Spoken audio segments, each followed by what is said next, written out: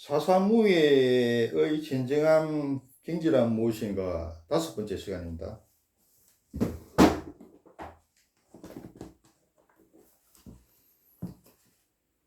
자, 어린이의 잘못을 고치기 위해서 방을 도둑이 소도둑되는 것을 막기 위해서 해초리를 때리는 것은 이게 폭행이지만 폭행이 아니죠.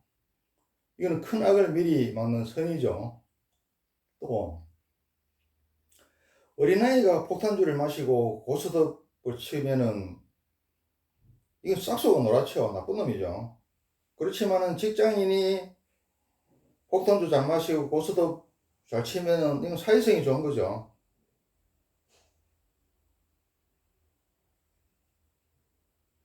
다시 한번 설명하지만은 한경의 입법 개품의 53선지석 중에 바슈밀려라는 배천으로 중생을 깨우치고 옳은 사람이 되게 한다.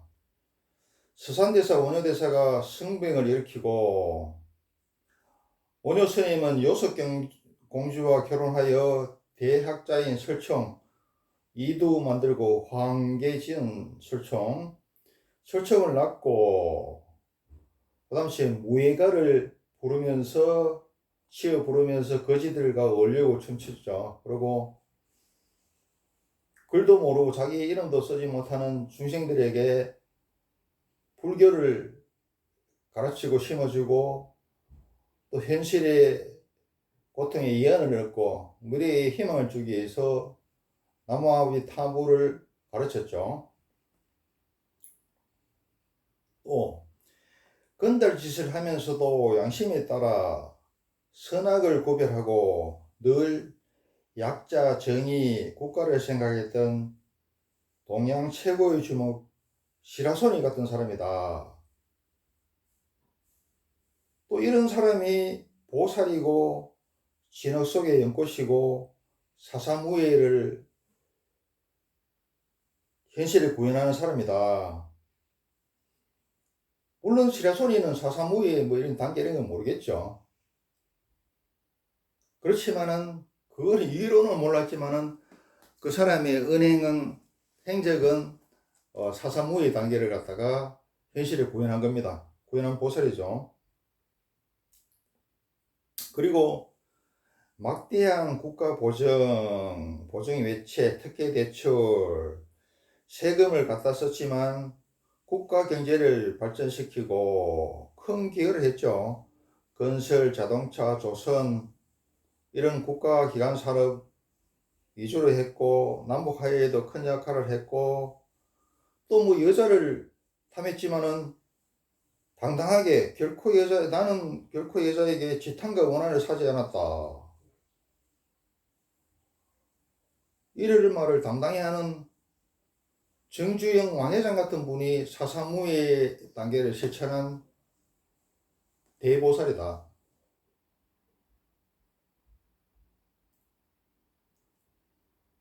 반도체를 만든 이병철 회장도 우리 비슷한 분이겠죠. 그러니 이런 사람들이 건달계 경제계의 큰 도인이고 보살이다.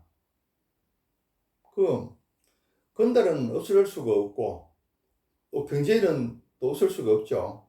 그렇지만은 건달계 시라소니 같은 보살이 있기에 건달계가 그래도 거시기 했고 또 우리 경제계에 정주영 왕회장 같은 분이 있었기 때문에 우리가 기관 산업 위주로 발전을 해서 지금 세계의 10대 경제 강국으로 도약을 했죠.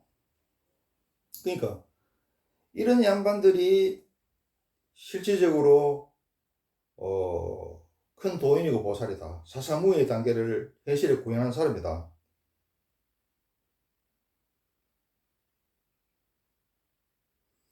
그러니까 이 사사무예 단계라는 건 뭐냐 하면은 크게 깨친 자나 도통한 자, 자리타하는 보살은 산속이나 절이나 교회에 있는 것이 아니라 오탁 악세의 탐진치로 불타고 있는 이 세계 속에 있다. 그게 진짜 도사와 보살은 산속에 쭈그려 있는 게 아니고 아스팔트와 아파트 숲속에 있습니다. 그래서 조선시대에 진묵대사가 뭐라 그랬습니까? 진성은 진짜 성녀는 하산하고 가짜 성녀는 입산한다 이렇게 했죠. 이 산속에 있는 것은 방편이다, 꽁생은이고 입만 나불거리는 백명서생이다, 선무당이고 돌팔이다. 이 반편이죠. 그리고 사종 법계설 중에서 나가봐야 이 법계까지만 나가놔 놓고 자기가 깨닫고 도통한 양 꼬장을 부리죠. 더 나갔다 하면은 2, 3의 법계 정도까지 나간 사람들이다. 원효스님처럼 저렇게 4, 3의 법계까지 나간 사람이 없더라. 그 사사법계의 법계에 대해서 잘 모르니까, 어떤 게 사사무의 법계의 단계인지 잘 모르니까 그렇게 된 거죠.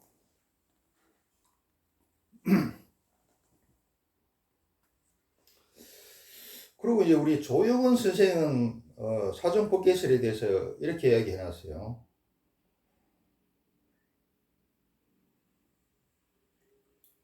이 무예를 갖다가 형이상학적인 이치에 걸림이 없는 단계, 그 다음에 사무예를 갖다가 현실의 일 처리에 걸림이 없는 단계, 이 사무예를 갖다가 형이상학적인 이치뿐만 아니라 현실의 일 처리에도 걸림이 없는 단계, 이렇게 얘기했어요.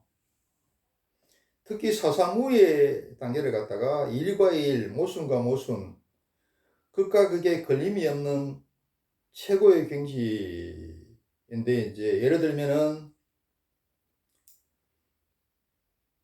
예수가 가늠한 여자를 살릴 수도 죽게 내버릴 수도 없는 난감한 상황에서 죄 없는 자 돌로 치라, 이런 절묘한 지혜를 발휘해서 여자도 살리고 성난 대중들도 회개시킨 그런 것을 들고 있죠.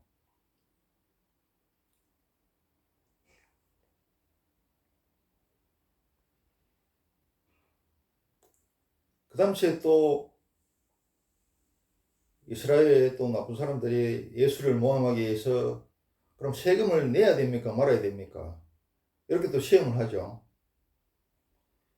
세금을 내야 된다 그러면은 예수도 똑같은 노마의 앞잡이고, 세금을 내지 마라 그러면은 노마에 대한 반역이죠. 이러지도 저러지도 못하는 상황에서 예수가 뭐라 그럽니까? 가이샤는 뭐니까 노마 황제의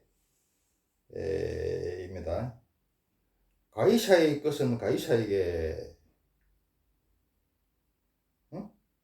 하나님의 것은 하나님께 바쳐라, 이렇게 해서 양쪽을 모순과 모순을 해결하죠.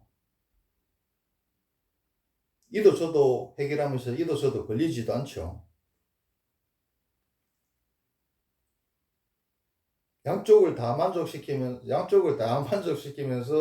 양쪽을 참 다 부정하면서 양쪽을 다 또 만족시키죠. 이런 단계가 사사모의 단계더라.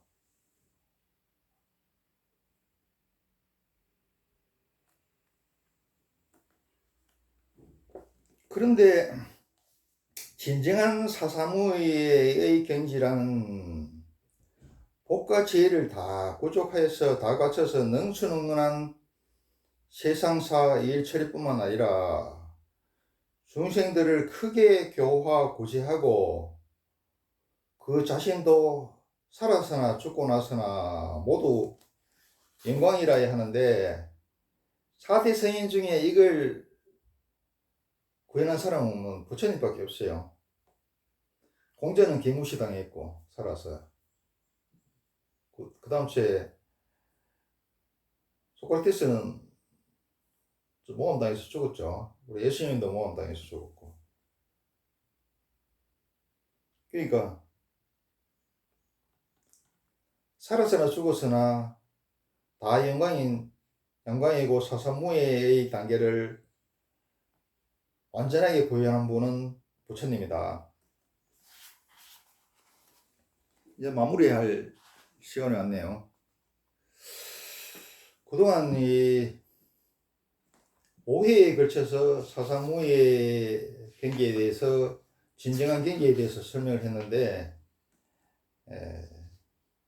아까도 얘기했다시피 뭐 사법계, 이법계, 이사무예법계까지는 알아요. 알고 그걸 이론 달고 현실에서 약간 구현하는 사람도 있는데, 이 사사무예의 경계에 대해서는 그냥 책에서 이야기하는 무슨 뭐 파도와 파도에 걸림이 없다, 뭐 용과 용, 뭐 현상과 현상 모두 걸림이 없다, 뭐 그다음에 또 뭐 우주 만유가 그대로 진리다, 이런 식으로 글자만 알지 이 진정한 뜻을 잘 모르더라.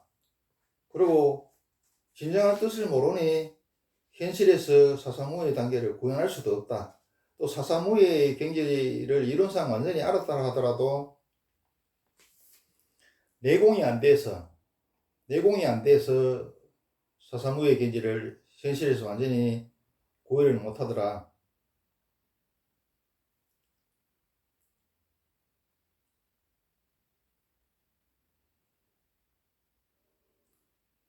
그 예를 운전하는 것을 다시 예를 들게요.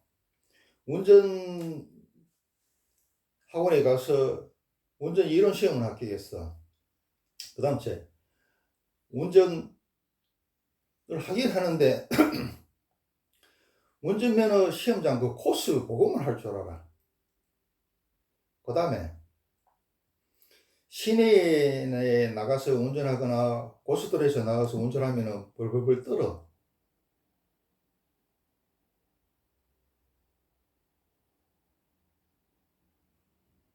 그 다음 째 택시도 몰고 승용차도 몰고 트럭도 몰고 다 몰 수 있어.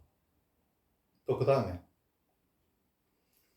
승용차에도 사람 세우는 승용차에도 또 짐도 싣고 또 트럭에도 사람도 태우고 고추도 말리고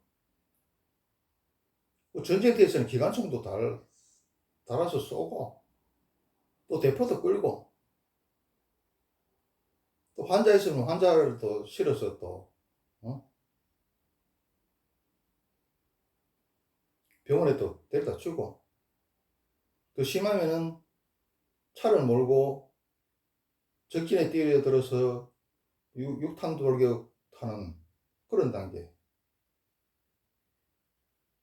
이 사상무의 진정한 단계가 뭐냐 하면은 가장 바람직하게 설명할 수 있는 게 이제 스님으로 예를 들면 원효 스님이고,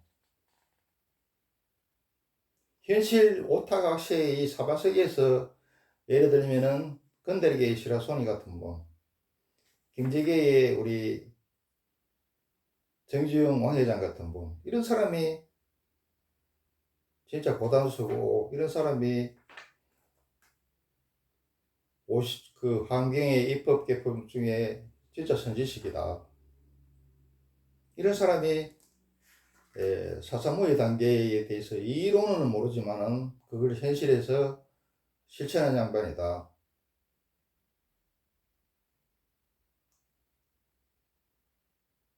그리고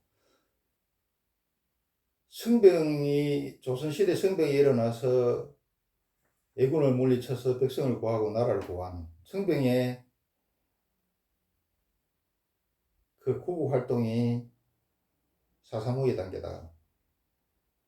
한 사람을 열 사람을 살리기 위해서 한 사람을 죽여야 된다면 한 사람을 죽이라고 이해하면 그게 사사무의 단계다.